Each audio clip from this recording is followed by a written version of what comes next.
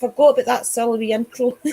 Welcome everybody to the live. Tonight we have got the privilege of talking to Aimee from Shadowhunters UK.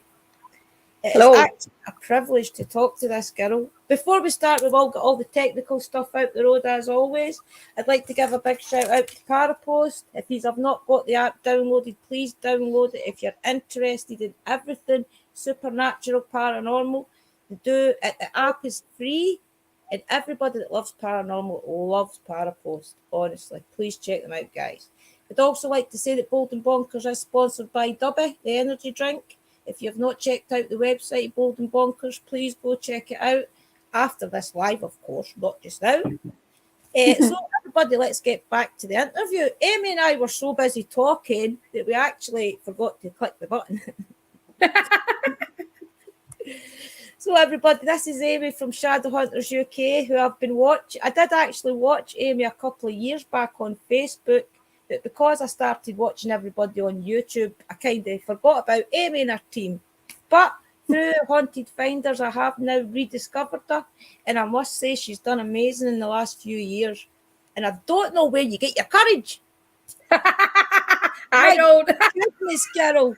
I watch you sometimes and I think, she's going to run. She is going to run. And then you don't. And I think, go on, Aimee. Go on. It's hard. It is hard, isn't it? Yeah, so it is definitely. Courage. I don't know. I do bottle it sometimes. I'll tell you how I end up effing and blinding. That's when you know when my bottle's gone. Right. Swear words come out. I used to run. I think the more you do it, the more you get used to it. That's how I admire you so much, because I think I remember you did. I think you were a bit screamy as well, if I remember correctly. Yeah. And now when I watch, I was like, wow, because you can see it in your face. You see that fear, and then you see the no, I'm not running, and I love it. Yeah, you can't run. It's dead difficult because obviously you do jump. You are very jumpy, and you do want to run, and your reactions that you see, they are real. No, and you get people saying, "Oh, what are you being like that for?" Yeah. You get people saying it, and it's like, no, you got to do it. I would just like to shout out Moxley Paranormal, who is in chat, guys. Please also check out Moxley, who I'm hoping takes the seat one day. Yeah, but that's why I love you, Aimee, so much, because you do see it in your face, and it shows that you're real, because there is so many teams out there, fake things, but you know that you guys are real because you show the emotion of it, and you can tell that you know when spirit is around you, you know, and the connections makes good. I mean, I watched you with the Haunted Swing, for example. Everybody was amazed with this. You have to check out the video, guys. It's one of the first videos on Aimee's channel, where the Haunted Swing, and you were amazed that it moved, and it just made everybody else amazed. I mean, you've seen it. Yeah, that was amazing. Though. That's how did this start? Let's get to the nitty gritty. How did it start? How did the Shadowhunters start? How did you get into paranormal, just as a basic? How did I get into paranormal? So from being little, I've been fascinated with it. So my nana and granddad had a pub, right, and that was haunted. It was just odd, creepy. My mum and dad's house as well. That was weird. My auntie used to live in my mum and dad's house, right, and she had an imaginary friend called Jenel, and she's to this day, she said she wasn't imaginary, Aimee. She was in that house. Mm-hmm. So my dad one night, he was in bed and he woke up and he thought it was me in the doorway stood there, and it wasn't. It was a young girl who had a long dress to her knees, and she had like pantaloons underneath, ringleted hair to about here. He said, and she just went. So stuff like that, you used to see things in my mum and dad's house, like shadows and whatnot, and you'd just feel a bit eerie. So from being young, I've been really interested in it. UFOs, been fascinated in UFOs. Well, anything bonkers is your UFO. Anything paranormal, supernatural. I've just been really intrigued by it. Yeah.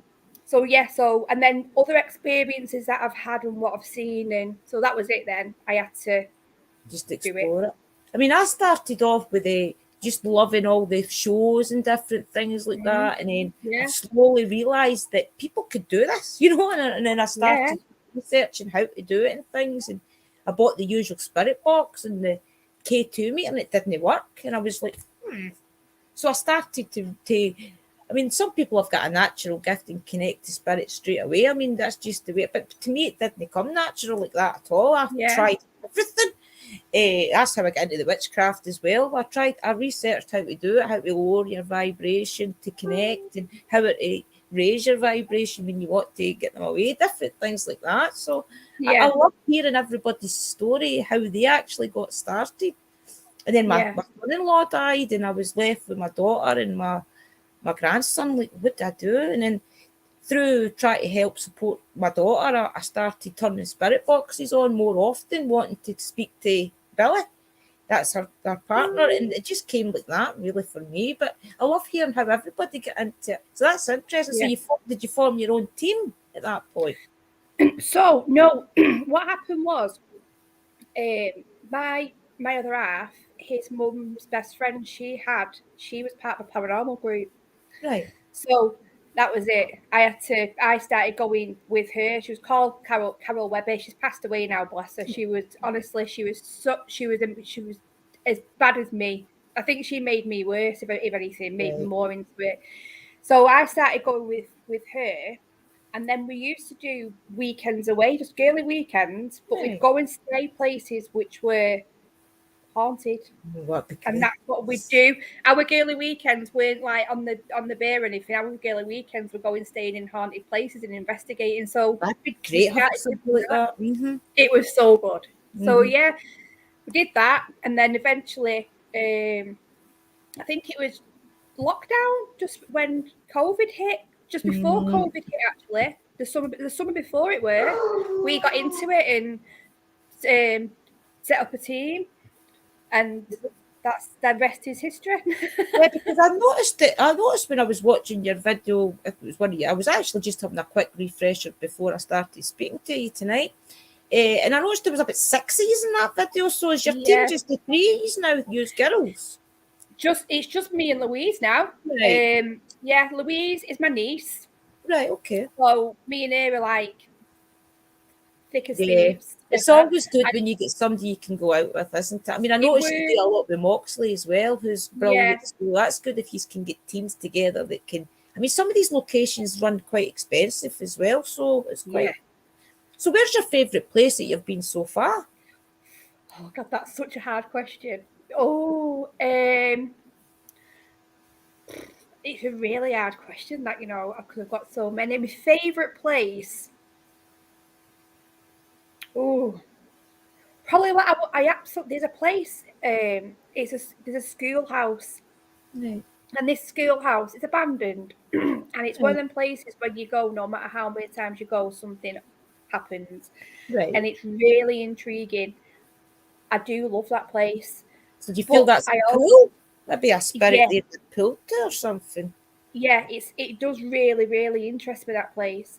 I also love the screaming house that we've just done. That's Right. something there is quite sinister, Mm-hmm. and I I think that noticed place that. draws you back. Yeah. So Is there anywhere that's really scared you really bad, except for East Drive? I mean, I'll talk about that in a minute. That's a whole different ball. yeah. East Drive. The screaming Green house, the House. one that's the older place where everyone was literally near enough in tears, because something happened there, which I You had don't want a. to, because you're going to put the video out, aren't you? So you don't really want I've to. already put it out. That one, that's Right. already on. I Right. had a. I told Moxley, I told the ones that we go out with, I told them what happened. So a few days before we went there, I had a night terror, and I've not had them for years. Right. Sleep paralysis. Mm-hmm. And I was in my bed, and I was facing the other half, and I could see him, and I knew somebody was coming behind me, and they did that up my back with the fingers, and I was trying to scream, and I couldn't scream. Eventually screamed, like shouted no, and then come around. So that was that. it scared me because I've now gone for years. Went to the screaming house, and I think within about 10 minutes of us being in there, something touched my back, but it did the same motion up my back, and that's what really threw me because I thought That's right, I it was remember exactly the that. same feeling as what I had when I had my night terror. So that really threw me, and I was shaking. I had to stop recording because it really scared me.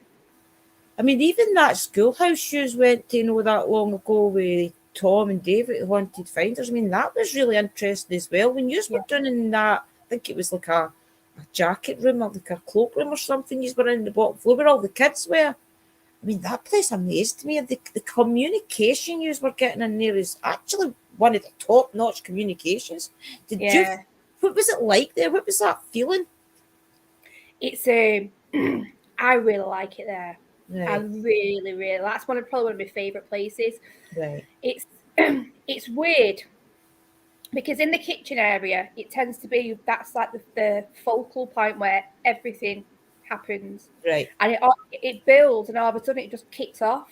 Right. And it's a fascinating place, but you can hear children in there. You can hear what I think. I can't tell you how many people that have investigated that place. They will tell you the same thing. You can hear children. You definitely heard the children. And they didn't want you to go. Didn't they? No. I mean, you must have felt so bad having to leave them. I mean, I would have been in tears because they clearly were saying things like stay, and you're like, oh, and every time like, Tom and that especially went to go out the room, they were just like making the K2 meter go off as if don't go, and it would break my heart. I think there's something in there that blocks the children. If that makes sense. There's definitely something that's not nice in there because we went there. Top floor? There was something on the top floor that wasn't so nice in that place, wasn't there? You have the top floor and the kitchen. In that kitchen area, Louise has seen it. She saw. Hi, Louise. Hello, Louise.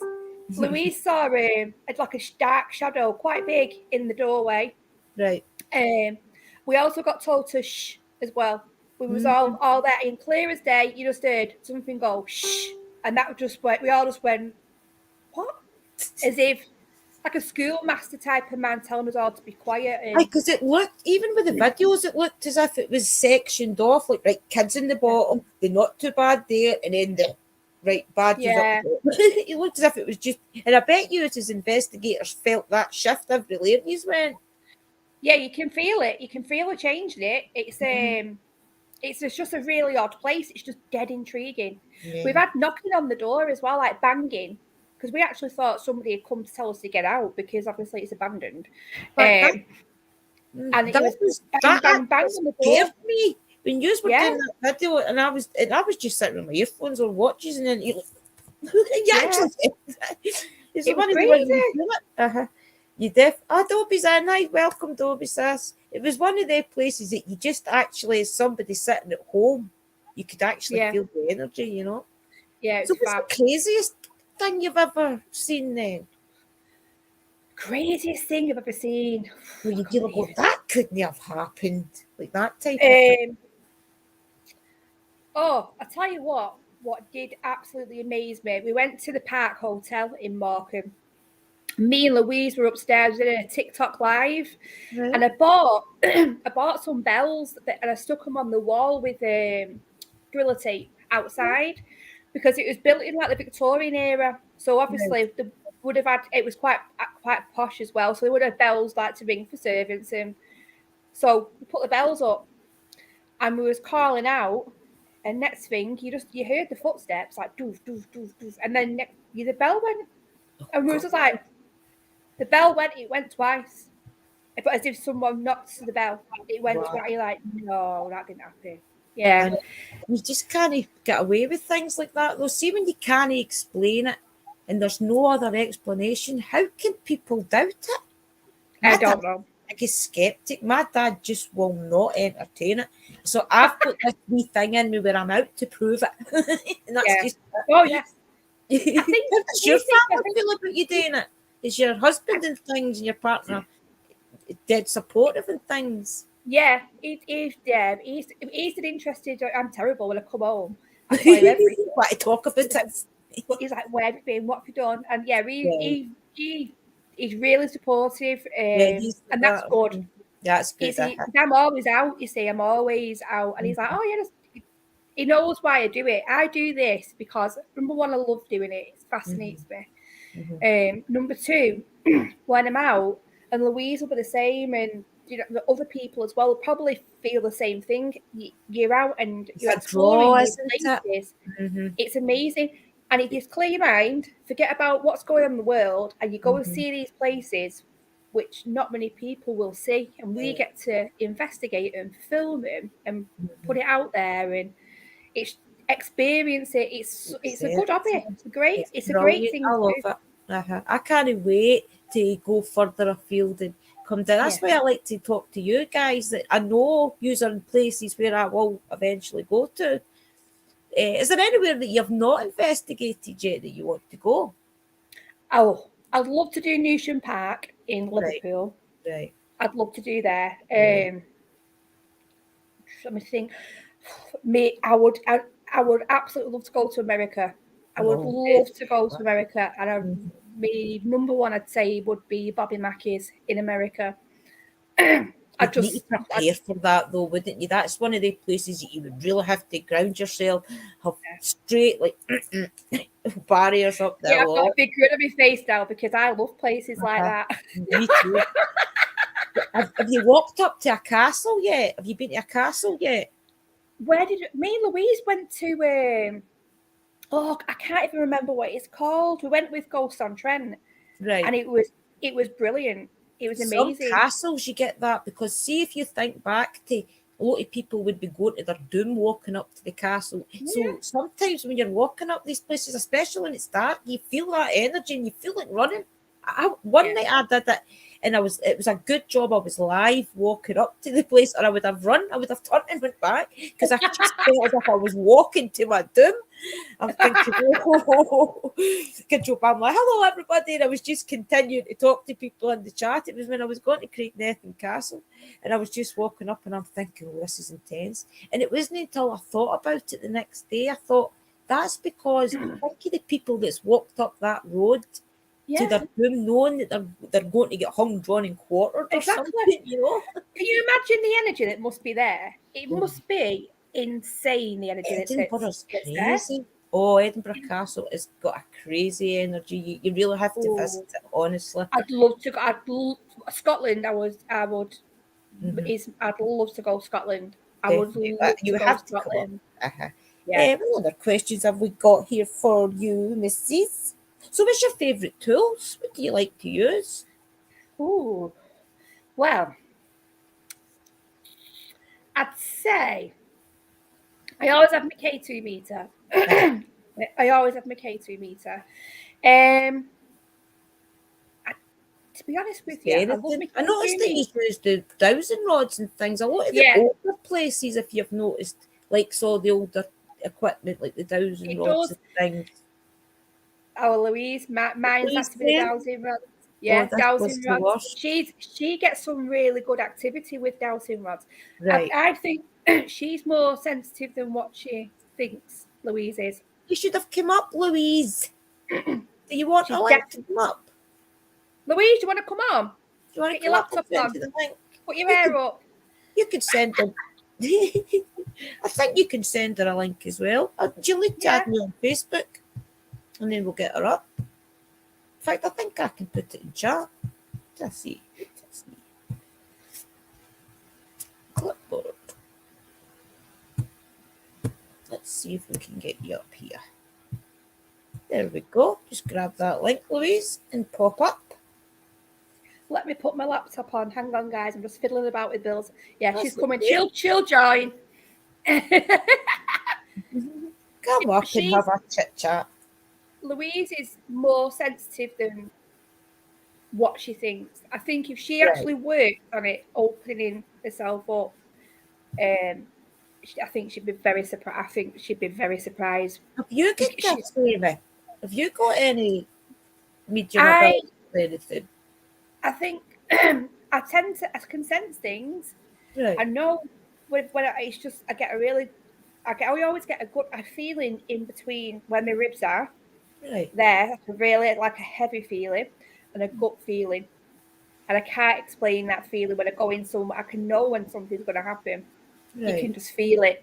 But I also I hear, and I hear it more and more now. I hear talking, Right. So and you've it's as if it more sounds as if people find that the more yeah, and more they get into it, that they're actually open up to it. yeah, And that's probably why a lot of people like me that don't have gifts and things when we go to these places, because I do feel as if every place I go, I do open up and up more. I mean, I've got yeah, a knack of hearing every single word in the necrophonic. I just don't know. I've got a connection to the necrophonic app. I just can hear every word in it. And I did never used to do that before, so it definitely opens you up more. it So do you does. think you're sensitive then to the energies?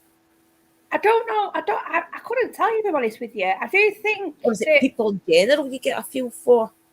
Maybe that's what you feel, because a lot of people are sensitive to people around them as well, so yeah, it's maybe that. I'm very good. I'm very good at reading people. Yeah. Mm-hmm. You Um, feel that though, don't you? That if you're good at reading people, you connect to spirit a lot. I'm very Because good at spirits reading know people. people, but if you think about it, right, would you talk to anybody you didn't like? No, So why would you talk to somebody when you're deceased, just minding your own business in these places? Why would you speak to them if you wouldn't speak to them in life? yeah, So the more yeah, nicer you are to the spirits and things, the more they connect to you. So yeah, spirits know if you're a good person or not, and yeah, if you're there for a sinister reason or anything. So yeah. We've had this. We've said before when we go out, it's as if the more you do it, they know mhm, that you're there to do that, so they yeah, will come forward more. definitely. But the talking, it sounds as if, do you know when you can hear next day the house next door and they've got a radio on, or you can hear like conversations, but it's next door to you, like muffled. Yeah, That's what I it's hear. like right. So you're definitely hearing spirit then, I'd say. Yeah, it's weird. and You I've just got really good ears. I've got a really good well. hearing. You'll notice on the videos, I'll be like, "Did you hear that? What was that? Hmm. Did you hear Hmm. that?" And then when I review it back, there is something there. Yeah, there's I've got definitely. really I good hearing. definitely think that spirit know who the good. I mean, look at Tom and Dave for example. Spirits always talk to them, and people say, "Why do they talk to you?" And they don't. That's because people, the nicer you are to Oh yeah, spirits, and the nicer a person you are in life, the spirits just know. yeah. You know what I mean? And I think that is why I you do believe connect. that. I do believe it's how you are, if that Yeah, makes sense. If definitely. you go in and you completely block it and like, you know, why go on an investigation? You don't go on an investigation to obviously you go there to prove there is something there. You Exactly. have to debunk stuff. You have Mm-hmm. to because obviously not everything is paranormal, Mm-hmm. but you do have to be open minded Yeah. and say, you can't just say something may happen and you can't just say, but it might not be paranormal. You can't just flirt it off. If something No, does I don't. happen, Mm-hmm. go with it and see because it may be. So Exactly. I think if you go in with a bit of a wall up, you won't get much. I think if If you you go are in more with a open, skeptical, when you go in and you're not going to take every wee bump and think every wee noise and creak, you're not going to say, "Oh, that's spirit, that's spirit." When you think when you go in with a skeptical eye and debunk like the way you guys do it. I mean, that fridge, for example, and the yeah, I mean, who would have thought that fridge would start making a banging noise? You know, that was the oddest thing I've ever experienced, honestly. I And it know. was, and I couldn't get my head around. It wasn't even fixed to the wall because I'm looking No. behind the wall to see whether any pipes are rattling or You even nothing. went back and checked. I think there was like a bit had been nailed to the wall or something. You even went back and checked that. I I'm know, knocking on the wall thinking, is there something behind there? And there wasn't. I I noticed that. that I was, that was the really odd. I can't explain that. It's do you just think spirits do that just to noise us up? Like, right, I'm going to annoy you and bang on the silliest wee thing and just have you crazy. I well, do you think know they do it what? to Right, annoy us. I found out that that place obviously it used to be. It was a house originally. Right. So where the kitchen was, that was like where the servants would have been in that area. And then if you went through the room next to it where we was originally stood, when it was a boarding school, the kids that were naughty were made to stand in there. So you can imagine there would have been a lot of children in there and stuff. So it's like, is it something mischievous or is it something telling us to get out? Mm-hmm. I mean, even if it was residual, it could have been like them kicking on the wall or something to just get noticed. You just couldn't explain it. It was just a bloody odd experience. It was to the point where like I've got no word to this. There's actually a few places I've noticed, and I think it's changed in the last couple of years, where spirits have been more open to communicating. I mean, if you go back a lot of videos for way back in 2005 or something, people were struggling to get a noise out of a spirit box or a EVP or a K2 to light up. Now, some places you go, you can't keep up with the spirits, the bangs, the bumps, and different things. So I think that spirits are probably communicating behind the scenes and wanting to talk, realising that they can get their story out in some of these locations, you know. I mean, I feel for spirits sometimes, especially those places you go to with the classroom and that's a shame, you know. These kids are stuck. Yeah. Do you protect yourselves with crystals or prayer? I do. I've not got it on. I've had a shower. I haven't emptied my crystals on. I just wear my pentagram and things, but I think you definitely need to protect yourself. Do you advise people to protect themselves? Yeah, I do as well. Yeah, I agree, because some of the things that we've experienced, and what's especially Louise, some of the things that's happened to her. I mean, she had questions in a second, guys. Okay. She had a panic attack, and it was the worst thing I've ever seen. I didn't think we were going to get her out. So yeah, some of the things that have happened have just been a bit like, oh, that's not good. So yeah, you do need to protect yourself. You do, as much as you want something to, proper kick off. That feeling, though. I mean, they trying to explain that to people, though, is that, I mean, I've noticed that you've conquered it because you don't run now. It's the getting used to that energy and knowing that it's just spirit. Don't run, it's only the spirits. This is what you came here for, type of thing. You've got to tell yourself, haven't you? Yeah. Because it does feel like a panic attack's coming on you. Do you know what I mean? And you do. It's just strange. The last when we went to the screaming house, the first time we went was with Ghosts on Trent, and at first when you went in, it was like, oh, it's a bit weird in here, and in that place it gets you to drop your guard, right? The way it is, and then it happens, and it's like, it's not nice, it's nasty, it's something very strange in that place. But I had to go back, and then went back the second time with Mox, and I knew what it was like. So my guard was right up when I went in, and I was, and literally as soon as we went in, it all just kicked off straight away, and it wasn't nice. And I said to Mox at one point, because he stopped recording, he went, "It's awful, this place, Amy." I said, "I told you, it's horrible." And then we're talking out, we're calling out, and Mox says, "The man's here, isn't he?" And I went, "Yeah, he is," because my bum was being touched. And the atmosphere just completely changed. You could feel it. It was all the way I could explain it. I said it was like a crushing feeling, like everything was being crushed in there. It was horrible. So we went. No, I don't blame you. Some places you just have to, I would imagine, just go, because I mean, you've got to face it. There is things out there want to harm us. There isn't just normal twisted souls or anything like that. I mean, there is demons and things. For all they are rare, and most of the time the bad energy is twisted humans. When people die, if they're a twisted human in life, most of the time they're a twisted human when they die. And it's just simple. Totally agree with you. And people mistake that energy for being demonic. Exactly that. You've just hit the nail on the head. They do. And see, I think there's a difference between a ghost hunter and a paranormal investigator. I think a ghost hunter is just somebody that goes out and turns a spirit box on and goes for a daily kick, you know. But paranormal investigators like you and I like to go to places and get into the why the spirits are here. Why they stuck? Are they stuck? You know, and let them get their story out in a lot of these locations. You know, have you connected to any of the spirits that you've actually did a lot of the places, or do you feel you've made a connection to any of them? I think the only place where talking to this about this before, when we went to the Park Hotel, Right. and I had a bit of a weird experience. Lou's here. Is she in? Yes, she's coming. Where is she? Click her button. Oh, they just removed her again. Clicked it twice. Oh, Louise! Welcome. I'll put this to the phone screens. Look, they're human this way.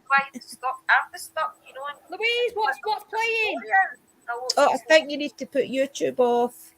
Turn YouTube off. Oh. Am I here? Have I done it Yes, right? you're in. Welcome. We are. It only took me 20 minutes. Could you not get in? I couldn't even turn the laptop on. It's just a daily struggle, to be honest. Well, there you go. You're here now. So what do you want to add to our beautiful Amy's story so far, Louise? Anything you want to add? How you got into this with your crazy aunt? I think it was, you said, your aunt? Me what? Yeah. Wow, Me what, sorry? How did you get into this crazy occupation, let's see? I think when Amy was doing it, obviously I was too young at the time when she was saying about Carol Webby and stuff like that. Mm-hmm. Obviously I was too young and my mum had never let me watch the videos, but I was like a really weird child. Like I know everybody has like the imaginary friends and stuff, but I used to feel like I heard stuff and I used to think, and I used to really play into it. I didn't really go out and have many friends and stuff like that. And I used to play this game with my cousin and it was probably dead silly. But we used to get a penny and I used to try and communicate by like a yes or a no through like a penny and stuff like that. And I used to lie in bed and I'd hear things like I'd be laying in bed and I could hear as if somebody was downstairs in my mum's house, like messing with pots and pans, smashing a glass. And I jumped out of bed once and I ran into my mum and my stepdad's room screaming because I thought somebody had broke in. And they went downstairs and nobody was there. But I could hear like, at that time, I didn't really understand. But the more I've done these courses and like Amy's, talked to me about like residual hauntings and stuff like that, I feel like I used to experience things like that. Right. So then obviously when I did start going just for the weekends away and stuff like that, but then it was more interested in, instead of having the drinks and the dancing and stuff like that, like I was just dead interested in, I was quite skeptical, which I enjoyed because I instead of just thinking everything was paranormal, I'd question and be like, why, how, like what? And then obviously me and Amy started like the team, didn't we, with down those other people, and then we started going out doing explores and getting into it. And then Amy's done a few courses, then we met Moxley, who's just absolutely like fantastic, and obviously I learned a lot from him. And then obviously we've just been going out and doing, and I've just experienced some things that the videos do it just sometimes, and I just enjoy. So where's your most scariest thing you've happened? The most scariest thing, I can't remember where it was and what it was called, but we went with Ghost on Trent, and I think we went early in the morning. It was the place where the guy was attacked. And so the castle. Yeah, so we went to the castle and we went in first, didn't we? Me, you and Moxley, because Ghost on Trent had already been. And as soon as I didn't know anything about it because I don't go deep into any histories and stuff like that, because then I know that I'd place it in my mind and everything would be like, oh, it's you know, I'd rather have a closed mind and then read it afterwards so I can put it all together. So I didn't have a clue about this place, what had happened. Amy doesn't tell me because she likes to see what we all pick up on.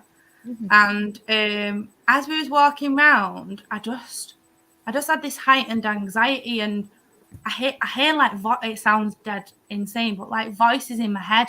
So I wanted to come out with things when we was doing like a little walk around, but I wasn't voicing it. I felt a bit daft and thought I need to keep it in. And then I kept it in that much that it was quite hard to remember actually, because I just remember being sat on the floor and really opening myself up, and I just got, it was like this wave of feelings just dived on me, and I just had this huge breakdown. Right. Mm-hmm. And you've opened yourself up, you've let it come in. Mm-hmm. It was the first time that I've ever like opened myself up and not been able to control it. I think she's stuck. Is she just stuck? refresh, Louise. Just refresh. Some of the people pausing the silliest. I've got to take a picture of her. 1 minute. Let me just take a picture of her. I think she's back. Never gone.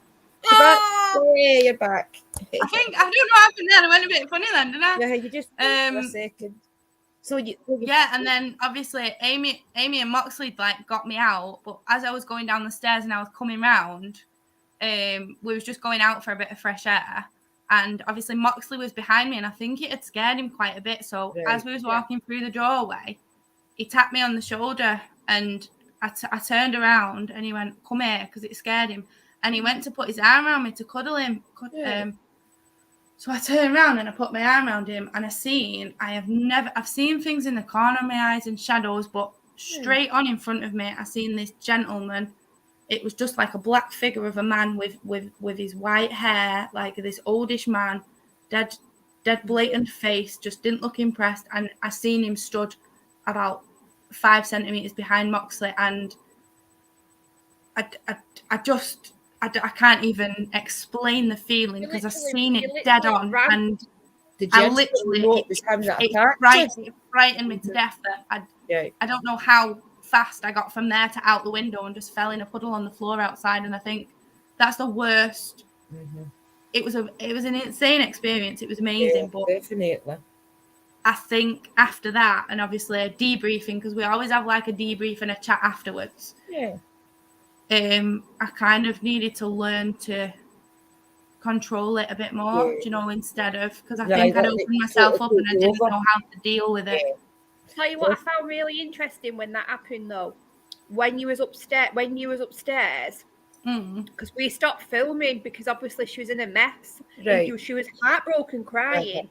Definitely. But as she's crying, she's like, the vase, like panicking about, and kept saying the vase. And we're like, what? So we got her out. Anyway, when we looked back into what happened, it was the truth. This man lived in this house, and these guys basically broke in. He was driving up onto his drive. They held him hostage. They battered him, and he had loads of antiques. Very, very. I mean, the antiques in his house were worth a fortune. He didn't have any pensions. That was his money, his antiques, and he was beat around the head with a glass. So when she was shouting the vase and panicking, and when you look into all the stuff that was taken, it was insane. It's like, oh my God. And we're surprised it didn't put you off, Louise. Honestly. It did petrify me, it did, but like I say, I enrolled onto a paranormal course and then started, obviously chatting to Aimee and Moxley, and they're obviously great support as well. So it was more of a me trying to learn about myself instead of keeping myself closed up and exploding and not knowing how to deal with what I'm feeling and what I'm going through. More curious. A lot of things like that happen makes you want answers. I mean, a lot of people like me, I'm no person to sit down and let something totally annoy me. So I would be like, well, I want to understand what happened there. Did you have a little bit of that? Like you wanted to understand what actually went wrong, so that you know how to conquer it next time. That's exactly what it was, because I like I was saying to Aimee and Moxley, like I kept apologizing, but it's like I didn't feel it coming on. I was kind of a mess and a mush when it happened. And throughout the rest of the investigation, because I went back in, but I don't even think I spoke at all. No, you was literally mute. You didn't say a thing. You was so quiet, and you looked like, I felt really sorry for you because you looked like a little girl. Like that's what you was like. I've never seen anybody in that state before. It was just pure like terror. I've never seen that. And her eyes were like massive, and I was like, what? I'm honest, you had to literally, you got in through a window, you had to jump on something else, get on down and then jump off. She ran, got on the bottom, and she just dived out that window, which I was like, what? She just literally died. Yeah. I think like pure terror. I think I opened myself up a bit too much without having any kind of... Stronger? Do you think it made you a stronger investigator, though? The next place you went, did you feel as if you were a stronger investigator and you knew how to control it better? Yeah, I think I kind of, well, personal stuff was going on as well, but that had scared me, so I kind of didn't go out for a while. Right. And then the last time that happened was when we went with Ghost on Trent to the cottage, and instead of keeping it all to myself, I sat there and it was all going through my head, and the same thing, like I felt like this woman was asking me, like, and I kept asking, like, are you all right? Are you all right? And I was having this conversation in my head. Right. And I knew... What was the channeling then? You're channeling the spirit. Because of the previous experience, I knew to get it out. So I sat and I said to the guys, like, and I said to aimee, like, I explained what was going through my head, and I explained, and I thought, instead of ignoring it and then just opening up and having this mess, I'm going to follow my thoughts, but I'm aware of what's going on. Right. So I took the camera off aimee. I knew they was downstairs. I went upstairs and followed through with what was going through my head, got it all off my chest, and then come back down, and I felt a lot lighter. Right. So then that kind of, otherwise I think if I would have just kept it all in and let it fester, and then called out and not informed the guys of what was going on, it could have possibly happened how it did beforehand. So I just went with it, knowing, and I told the guys as well, so they obviously was watching. I think it has helped being aware, because aimee always tells me, like, you are sensitive, and I kind of just block it out and think, no, I don't have a clue, I don't know what's, but then all these thoughts and feelings, aimee says, like, throw it out there, don't keep it into yourself. Yeah. And I always say, if you have something in your head, say it. If you whatever you hear, say it. As daft as it may sound, it may be relevant. It may be relevant. Yeah, I mean, and obviously chosen you to get its story out. I mean, I think it's an honour when spirit chooses you to speak the story. I really do. And I think if you can hear them, Louise. There was a lot of feelings and a lot of emotions and a lot of anger, a lot of hurt, a lot of, so I think that must have all just came through myself maybe at that point. But obviously, I mean, I might have been able to deal with it different by staying, but I needed to get out. Like, there is certain points with all you definitely need to get out sometimes. If we feel it's a bit too much, then we step out, because obviously your guides will always tell you. I mean, the voices that you hear in your head that you've always heard when you were a wee kid, that is your guide's voice. Always listen to that voice, because a lot of people think it's your subconscious or whatever, but it's actually your guides. You recognise that voice, and always aimee, you've got that feeling where you say, right, I'm not running. That is your guides taking over you and telling you you're not running. Whereas in your situation, Louise, it's the opposite. It's your guides telling you to run, and that is the difference, trying to recognise that voice. And you're great at it, honestly. I love the way that you connect to these spirits, and not a lot of people can do it. There's honestly very, very few that can walk into a place and actually get a communication with a couple of spirits where you're getting their name, you're getting their age, maybe even getting another family member's name. That is a very, very rare skill that some of these investigators can do. I mean, I've watched a lot of research, as I've just told Aimee, and some of the people don't realise that it takes a lot to actually get that connection, and the fact that you keep going time after time builds up that reputation with these spirits, and it's an amazing journey, honestly. I do It's your think that favourite place, Louise. Sorry, Aimee, what you saying? No, I was just saying I agree with you there. I do Yeah, think, like you definitely. say, the more you do it, the more they know that Yeah. this is what you're there to do. Do you feel as if spirits know the difference of good people and bad people, Louise? Like they know when you care. They know when you actually care as a person. Yeah.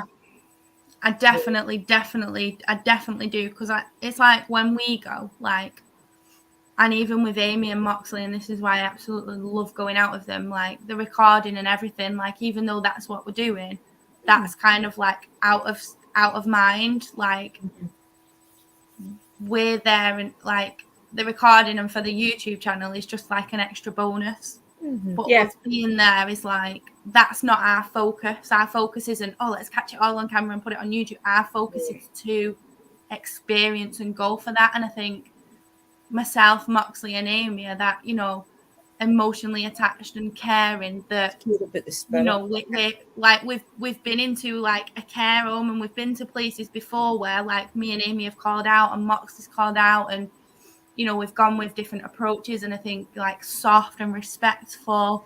And that care home that we went, I can't remember which one it was, Aimee, but we got some amazing responses there, and it was so comforting. It was comforting. It felt like a comforting place. It didn't feel scary. You felt it was comforting. Yeah. I agree. Yeah. And I bet the spirits loved you being there. I mean, if that was a care home, there was probably 3 or 4 old men and women just walking around lost, and then you just go in and talk to them.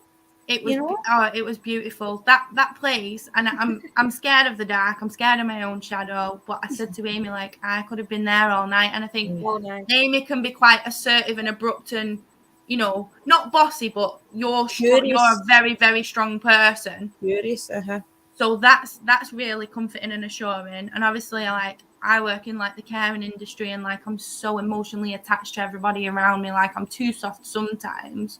But then I think it's also like a benefit. So I feel like, you know, quite attached and comforted to as well.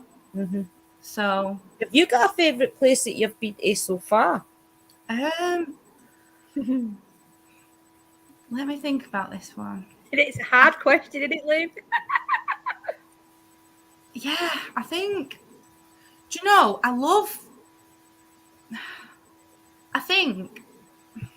I don't know, like obviously the most scariest place where I nearly had heart failure was obviously that place. But there's been a lot of, everywhere is so different. There's such a different vibe. And I mean, I love going to the places which is like walking into a time capsule with like, even if we go into those places and, you know, a lot of the time we can be there for hours and hours. Like I know some, like we put on a 40-minute video, but actually within that time we've been out for, like Aimee's been out from night till got home early hours in the morning. And you know, I like the places that you go, and it's literally as if somebody is just, you know, it's all just there. Like I love it's amazing. Which I mean, sometimes it does upset me, and I do feel the upset when I walk into these places and things have been messed with, like writing and stickers on the wall, like smashed things. People have taken things. It's just it's just disgusting. But there has been places where we've gone in and it's still been, it feels so homely. You just feel like you're entering somebody's, you know, and they're still there. But I know. And you go, and then you look at a newspaper or something, and it's away back to 1974 or something. Yes, well, there's been places where we've walked in and letters have been there still, and notepads and pictures, and it's like, wow, like they've just wrote it yesterday and it's dated from like the 70s. I'm like, it's like, do you know the Ivy House? I mean, obviously it's trash now. It's decent now, the Ivy House, but that place is actual written music notes on music paper, music notes that have been handwritten, and it's that. I remember the first time I walked in there. It's probably one of the first proper investigations, abandoned places that I'd done. You walked in, you're like, oh my gosh, I could live in this. I could do this house up. It's when you see like the old Aga cookers and stuff like that. I think with that as well, I love history. I'm a proper history geek. I love it. Yeah. I think it goes hand in hand with paranormal. You can't have paranormal without history. You can't have history without paranormal. It's just the way it is. I just don't understand these people that don't get it, honestly. I don't. Oh, it's amazing. This is why we have such good vibe off each other, because we're going somewhere and I think I ask Amy 50 times, where are we going, what time we're going, where are we going, and she's like, I've sent it you. But then just too excited I always think to myself, I'll do a bit of research and I go to work and I mess about and I don't, and then I say, yeah, I've had a look. I've looked at pictures. But then Amy knows without failure every single time that I don't have a clue what this place is, what's happened. But then that's good, because when we go and I'm saying things and experiencing things, and Amy's like, yeah, but did you know that this happened? And did you know that happened? So it's kind of like we're not going all clued up saying, ooh, and then people, it's nice to, because then Amy knows and she's like, carry on.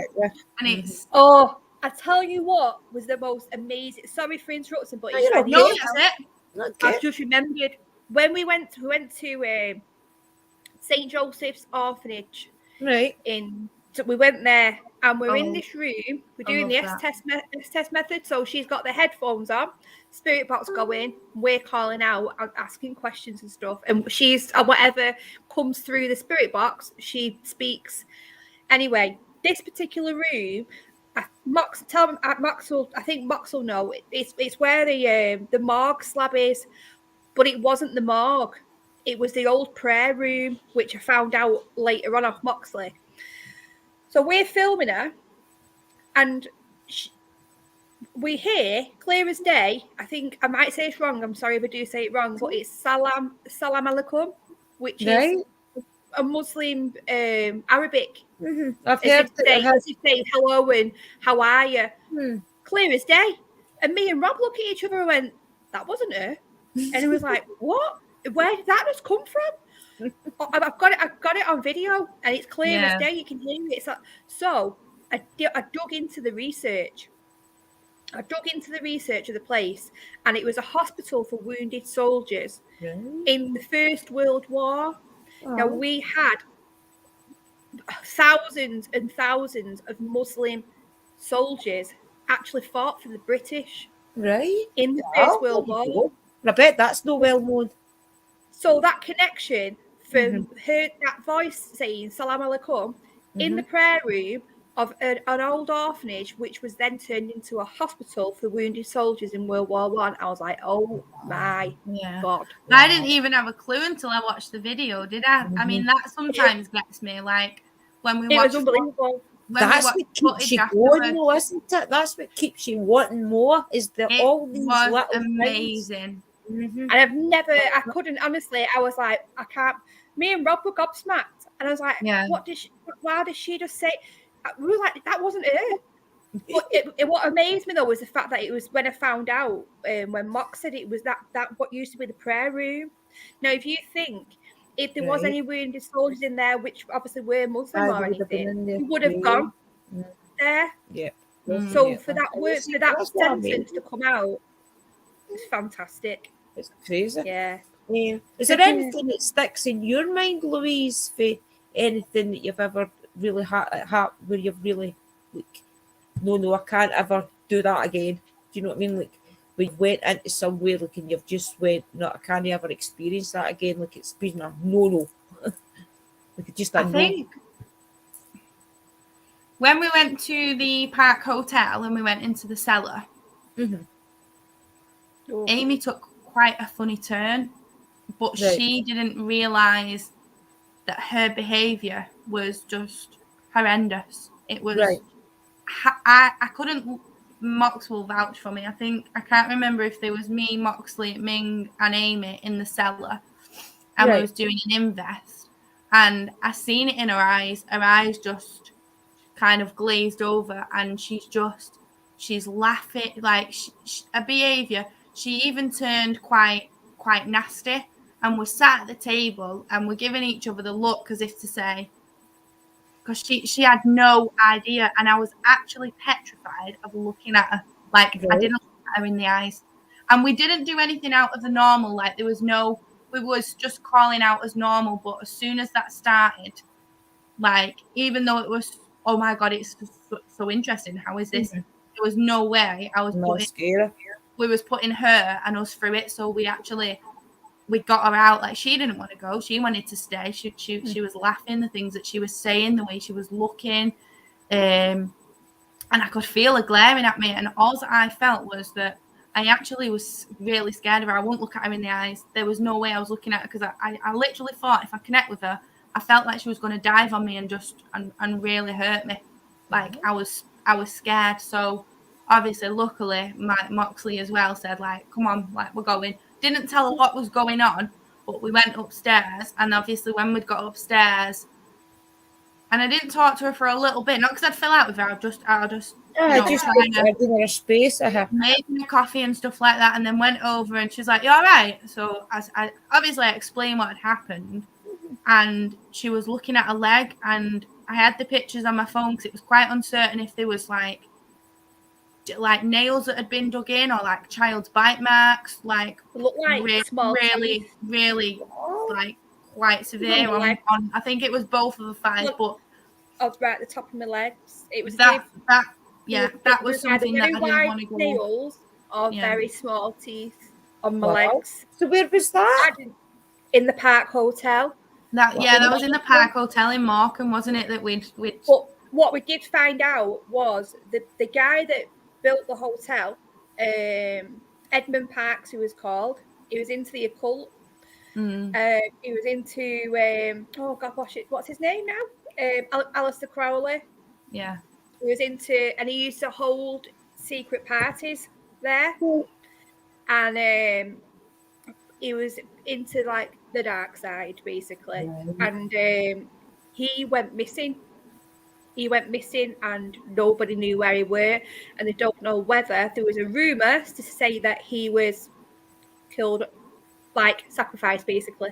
Right. Wow, that's crazy. See, I thought that East Drive. I'll continue about the hotel. I continue about what you were saying about the parking. Go on, Lynn.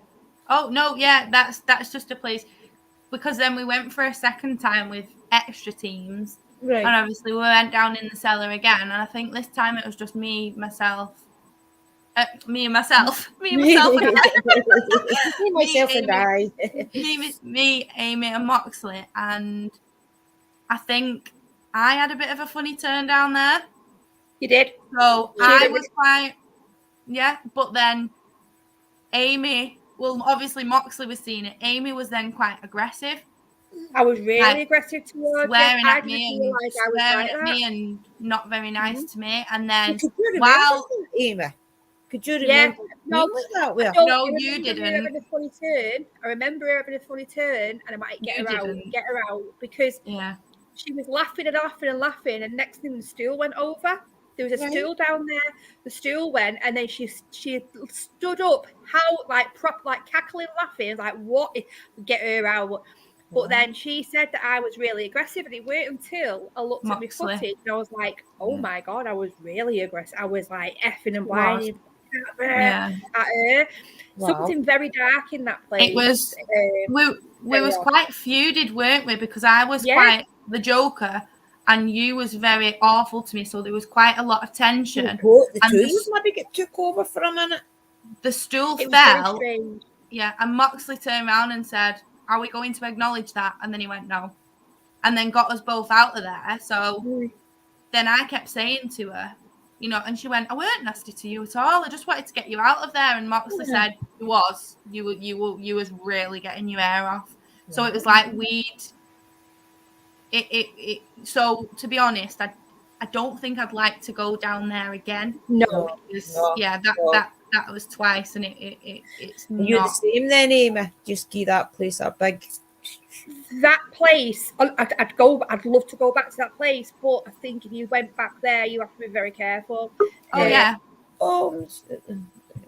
Very careful. That's the place where I've had that. When I come back from there, that shadow I see more frequent since I've come back from there, and it's the place where I knew how many times have I told you this woman Louise that I can see her here. It's in my mind I can see her. I can describe her, what she looks like, and I had a reoccurring dream about her.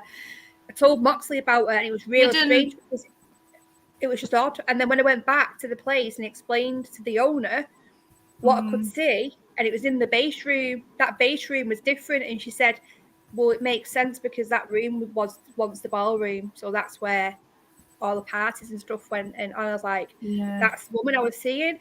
But when she'd look at me, she'd smile at me. I can see her now. It's just like, it gives me the heebie-jeebies. When she looks at me, she smiles, but it's not a nice smile. Yeah. But when you told Moxley about this, I correct me if I'm wrong, yes, I'm not 100% sure, but didn't one of his little ones Yeah, he think he had stuff going on when we come back from there. See a woman outside his work. Was this after that? And do you know what I mean? Yeah. Didn't he explain?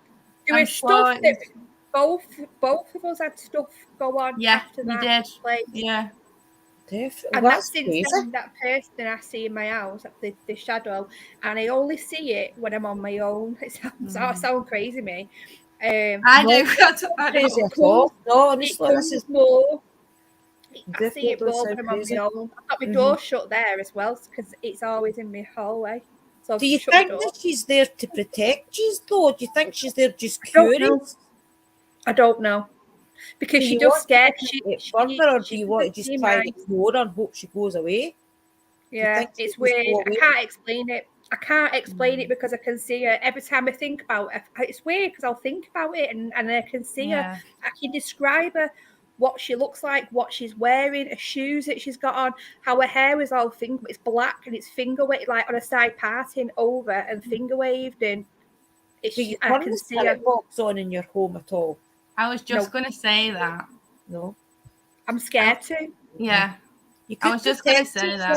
You could do I mean, I know it sounds dead witchy if you're not a witch, but you could do a circle of protection with salt and things and make your intent.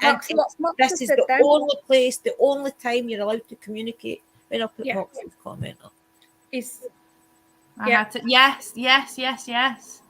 He did. Wow. I had to say my house was getting a bit out of hand more when I wasn't home. That's for the podcast. Wow. I mean, that's crazy. I thought that 30th Drive you would have said. Because I've not been there. Face changed, Emma. That plate, Rav, do you know why? So when that was happening, we was upstairs and we'd stopped filming. Because we was on it's like a paid event through haunted houses. So we went with Ghost on Trent. They allowed us to have the house for the full day. Just it was me, Mox, and Ghost on Trent, 3 of them. So we had it for the full day, which was brilliant. It's very active in the daytime. Honestly, it was really good. So at the night time, I think it's about 9 o'clock. The lads from Haunted Houses who own that, they said that obviously the guests are coming, but if you want to stay on, you can. So they allowed us to stay on and join in their investigation. Right. So we stopped filming purely. Obviously, it's their investigation. Don't be filming and stuff. So they've got CCTV cameras set up around the house to monitor each room. Right. So we did the scrying. I've done it before, a long time ago. And as I'm sat at that mirror, looking at that mirror, I felt something touch my leg. Right. But my legs were underneath the the dressing table. Uh-huh. So nothing could have touched my leg. I felt pressure on my shoulder, and I also felt as the back of my head was too heavy.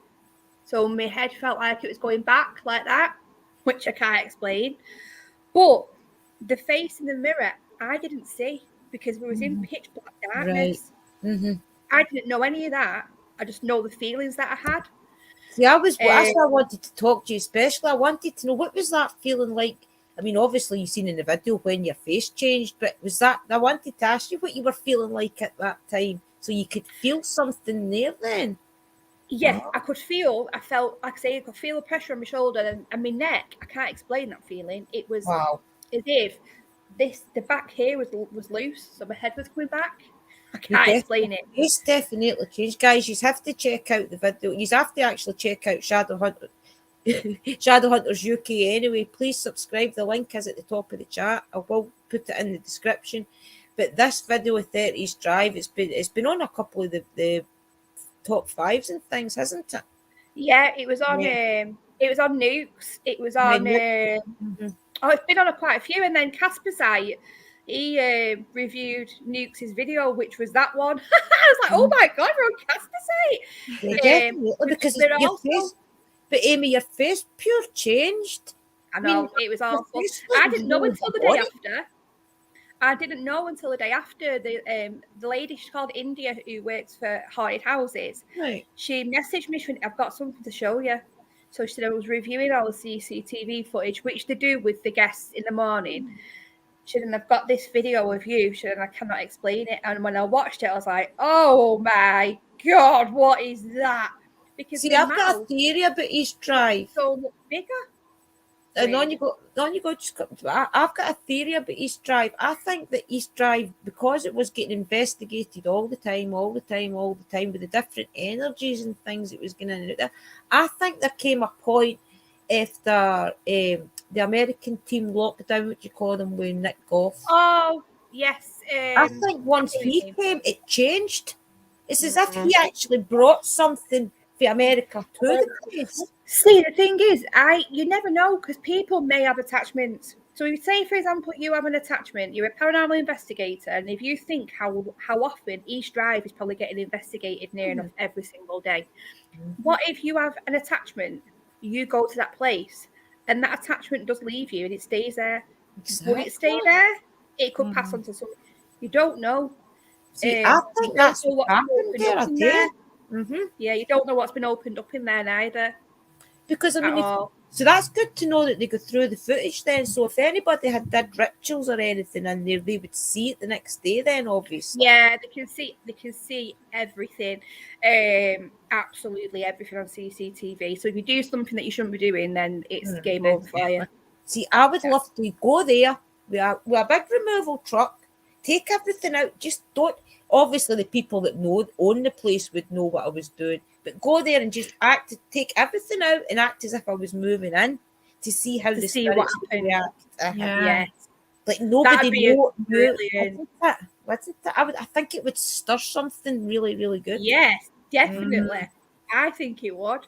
See, I didn't know that they found a body there. I didn't know that until I was watching, I think it was your videos or somebody else's, that they actually dug the floor up and that's where they found a skeleton or something. I never knew that. So, what it was, so the story is, hundreds and hundreds of years ago, there was these monk. There's a monk, and he was he was abusing these girls. Apparently, now I don't know how true this is. Obviously, stories get bigger and bigger, don't they? Yeah. Apparently, these girls, if you think back all them hundreds of years ago, not many children could read and write. So they've cut the tongues out so those girls couldn't speak. So they couldn't tell them what had happened to him. But this one particular girl, she could write, and she wrote what he'd done. So they found this monk. They hung him. He killed one of the girls, threw them down a well or wherever. They hung this monk, and threw him in the same place. Wow. So all them years ago, obviously, around the area, there was coal mines and stuff, and then they built up the housing. So there was having a lot of water problems, and I think possibly subsidence. They had to dig up the floor, and they found the well.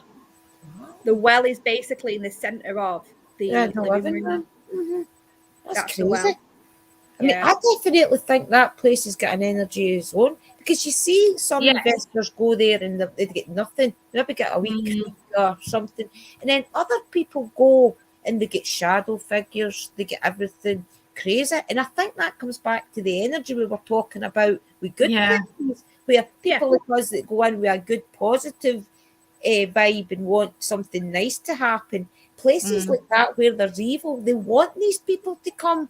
They want all the really bad stuff, you know. And so when people like us go there, that's when they do want to try and either affect us, ignore us, something like that, you know. Yeah, I agree. It comes in bursts in that place. It can go really quiet because it happened to us when we were there, and then it just come in a burst, as if it gathers all its energy, and then poof, something happens, and then boom, stops.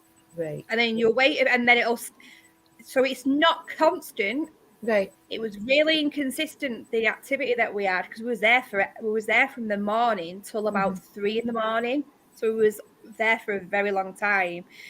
And what do you feel there then? Do you feel it's the monk? Or do I don't know. Kids, or so? Do you think it's a mixture? I don't know. I couldn't. There's definitely a young girl there. There's definitely a child. There's definitely a child there. But is it a child? Well, that's it, isn't it? Is it a child? Is it something that's coming and saying, I'll so come forward? Any haunted forest yet? I mean, East Drive, we'll go off that subject anyway, because I mean, it is a bit crazy up there. I mean, you could talk about East Drive all night, to be honest. So, is there have you been to any haunted forest yet? The only place we've not done loads of outdoor stuff. Right. The best, I'd say, the one near us, it's the Ironworks. Oh, that was amazing. Yeah, we've got the old Ironworks, and it's the old cotton mill as well. It's obviously a lot of it's been knocked down, right? But it's called Park Bridge, right? The area is massive, but we went into the woods. Do you remember we went into the woods, Lou? Oh, wow. We went with Rob. Oh, wow. And we did I've not even done the video for that. This is a long time ago, and we need to go back here. We went in the woods, and these old ruins of cottages, because there used to be the workers' cottages up where the waterfront was. There's all the old ruins, and we was getting activity, weren't we? I was like, oh yeah. Wow. In the middle of the woods. There's no electricity. There's nothing. And no. Day-twos were going off, and we was getting us like ramparts. It was crazy. So see, because I'm in a small Scottish town, I go into the woods quite a lot. To the Birkwood and things is right in the middle of the woods, so I can see the difference of energies. That's what I was going to ask you, for the difference of the energies to the houses, to the out in the open. Do you feel there's a big difference? Yes, I think a lot of this. You have elementals, so I think the elemental side is definitely. I honestly can hear the trees speak. I swear down. The like elementals are from the elements, aren't they? They've never been off this earth. They're energies that are built up from the elements, and they're mischievous and stuff, and they will play with you. And I think you do get a bit of a lot of that in the woods and the forests and outdoors, and definitely. I definitely feel. I think in the woods, there's like a calming energy around here anyway.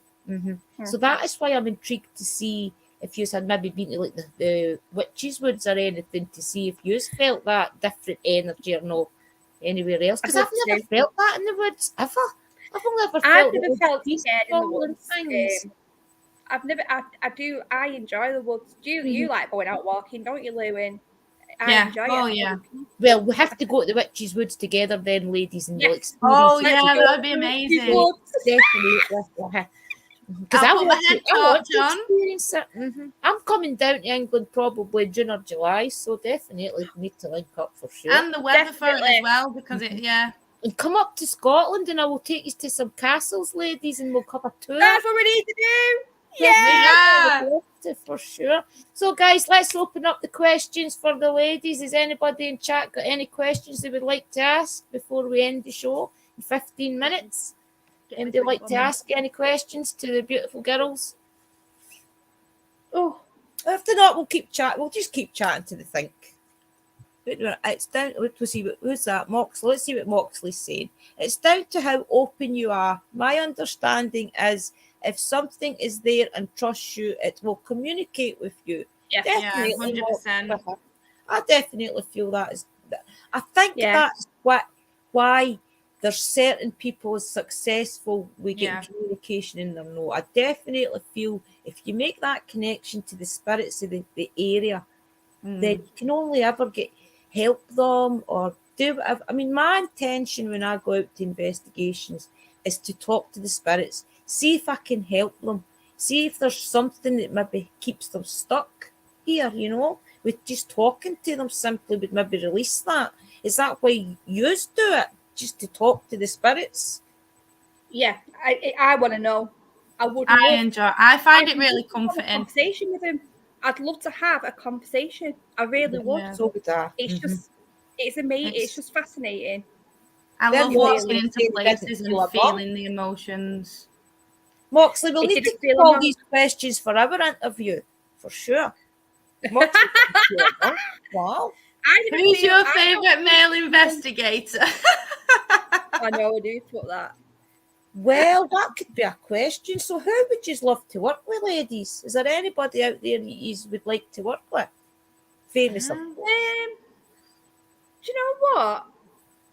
I don't know really, because we're the type of people where we're just normal. We're open to everybody, aren't we? Really, I love my Obviously, favourites though. We've got our little team and our little group. They're my favourite people ever. But we're open to work with anybody who's like-minded. Yeah. If that makes sense. I'm a stickler. If I don't like you, then I can't deal with a bad vibe. It does me. I think you've genuinely got to trust the people you're out with. Yes. You turn your back too many times, and it's so easy for somebody just to maybe throw a pebble or do a wee. So you've got to trust your teammates. It really is. If you want to take this serious, you've got to take it serious, because you know the spirits is the most important. You know. Yeah. And that's what we're there to do, aren't we? You know, that's what we are there to do. We're there to prove it. Who's your favourite male investigator? Moxley, it's got to be me, mate. Moxley Paranormal. There, it's even out in the podcast, Moxley. He is. Honestly, mega. do you know how we got working with Mox? Because I used to watch Moxley on YouTube. Right. And I thought, you know, when we first started out, I'm just going to ask him. So we did. Right. And he, come on out with us if you want. And that's it. Honestly, he's a top guy. He's really helped us out massively. Well, I felt when I approached you, I thought I've only got 870, I think I've got subscribers, and I thought they're probably not going to want to talk to me. And then no way. We love finders. That always amazes me. We're just normal people. Yeah, we literally are like just normal unity. Like we're so. Definitely. And there's a question for you, girls, for Louise and Amy. Is there any piece of equipment you'd most like to try out that you haven't tried yet? I want a Melrem. Mm-hmm. I want a Melrem. Definitely want one of those. Yes, There's really want a Melrem. Gadgets though. Every time you see a different investigator, they've got a different bloody gadget. Oh my god, I'm saving up for the S box. Now I'm saving up for this. I'll tell you what I would really love. You can I can't think what it's called. It looks like a little satellite dish, basically. And you can plug it into your headphones and you can actually hear more stuff. You can hear a little sonic ear. Yes. I'd love that. Well, that's a good idea. Yeah. My son has one of those things that you hold and you can hear things around you. So that's what I would love, because I'm quite good at hearing things anyway. I'd love that. Definitely. I never thought of that before. We've thought about making our own stuff, haven't we? Yeah. Yeah, we have. We thought, like you say, Lou, we thought about making our own stuff. And, you know, when you have ideas, we could try that. Because obviously, I think my uncle more equipment. Sorry, Louisa. Oh no, I'm just gonna say, like, Amy's partner, my uncle, is like an electrician, and then my brother's dead good at IT. So we can do and we've thought about making some interesting stuff to try, haven't we? Like, I think you should. I think you should make it really girly for all us ladies investigators. Make it really girly, a big pair of lips or something as a speaker. Yeah. What's Moxley saying again, girls? He's saying, Amy, you can use mine once I've got it. He's getting a Melrem. Yes. Well, that's then. Thank you, Maxenberg. What's yours is mine. Guys, you are great and love working with you, and I'm always open to work with anyone. Well said, Moxley. Well said. He's a star. He is. He's lovely. And I think people, like you said then, like, I didn't think you'd come and speak to us. never could. Honestly, we couldn't be like that because Yeah. we're just Yeah. normal. Yeah. Mox is the same. A lot of these teams, they get a little bit, maybe they get like 3,000 subscribers, 4,000, then it all starts going to their head and they forget. Yeah, some people are in it for the wrong reasons. Yeah. Yeah. Not any names. I'm not thinking of anyone No, in neither particular. am I. But No, I mean, I wouldn't do that. But that's like, what I'm saying. There's so yeah. many of them out there just to get the fame, just to get their name out there, and they forget it's about the spirits. They forget the reason why they're there. People at Ghost Adventures and things, they're no happy anymore unless the demon name's mentioned. You know, Yeah. nothing, and it's really crazy because if you take it serious, you know when you go to these locations, you're going to run into people that's like you. You know what I mean? Why would a demon be in Les Mahego? Yeah, you know? exactly. Yeah.